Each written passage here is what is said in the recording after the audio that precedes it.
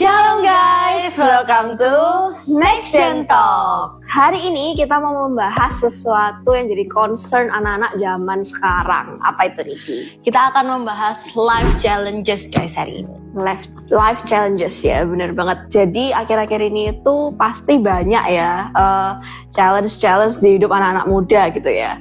Tapi yang jadi concern sekarang ini, kenapa sih akhir-akhir ini tuh banyak banget masalah yang terjadi gitu ya dalam kehidupan anak-anak muda, padahal kita tuh udah berusaha semaksimal mungkin tuh. Nah, bener banget C.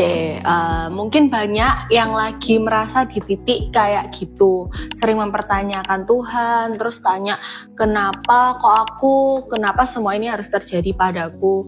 Tapi sebenarnya itu Tuhan bukan mau menghukum kita loh C. Bisa juga Tuhan itu mau membentuk kita, Tuhan mau kita terus berproses. Iya benar banget, kadang-kadang itu mungkin bukan karena kita punya salah ya, apalagi gitu, tapi karena kita yang mau diproses. Tapi yang paling nyebelin itu adalah ketika orang-orang di sekitar kita yang mungkin kita rasa mereka nggak terlalu sungguh-sungguh gitu ya, nggak terlalu sungguh-sungguh, mereka tuh malah hidupnya adem ayem aja, mereka tentram-tentram aja sehari-hari, semakin diberkati.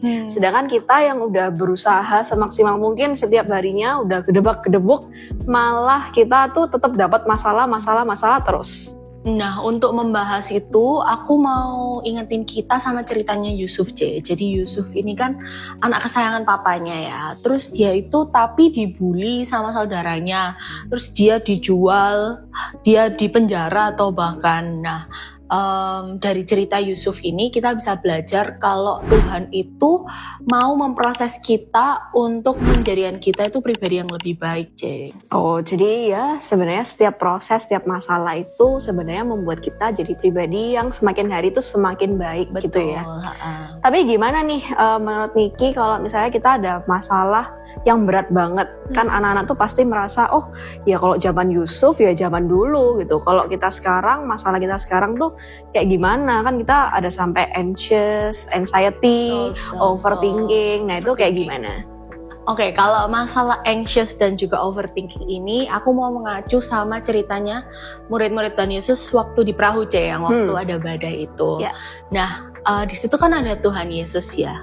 Tapi Tuhan Yesus itu nggak langsung kayak meredakan seketika itu juga. Benar. Tapi Tuhan itu mau ngajarin kita kalau dia itu ada dan dia itu memberi kekuatan C untuk kita melewati setiap overthinking, setiap anxiety kita gitu.